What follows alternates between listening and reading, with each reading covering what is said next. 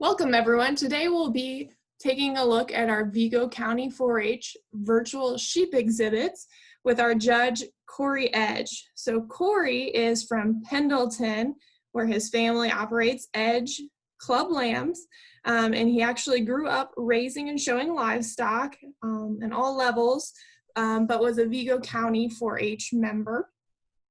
Once he completed his 4-H years, he went on to judge at Black Hawk East, where he met his wife Taylor, and on to Texas Tech University. He has had the opportunity to judge across the U.S., and in January 2019, Corey co-founded and launched the Show Stock Industry's first podcast, better known as Stock Talk. So he is doing Vigo County a huge favor as one of our great alums to step in and provide some sheep feedback. So without further ado, we'll get to some breeding ewes. So I'll turn it over to Corey. Okay.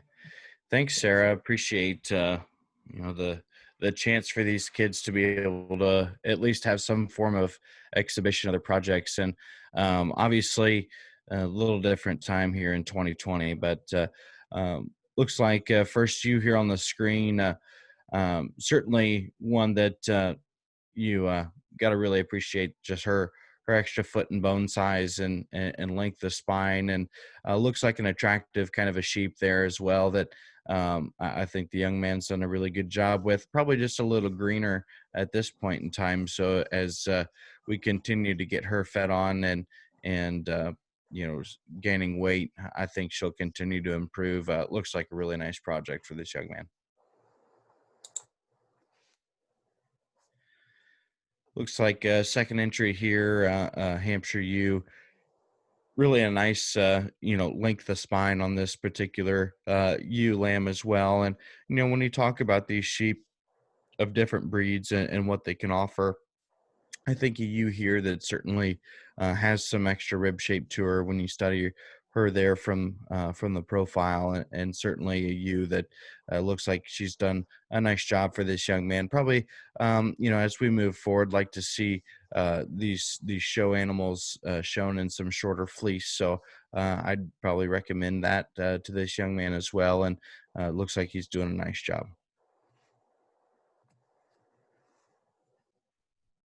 Looks like probably a sister here with a Suffolk ewe. And again, really like this one's extra grow she's got for this particular breed. Obviously, we expect these sheep to continue to grow and be sizable livestock. And it looks like is from a maturity pattern and frame size standpoint, this ewe's right on target.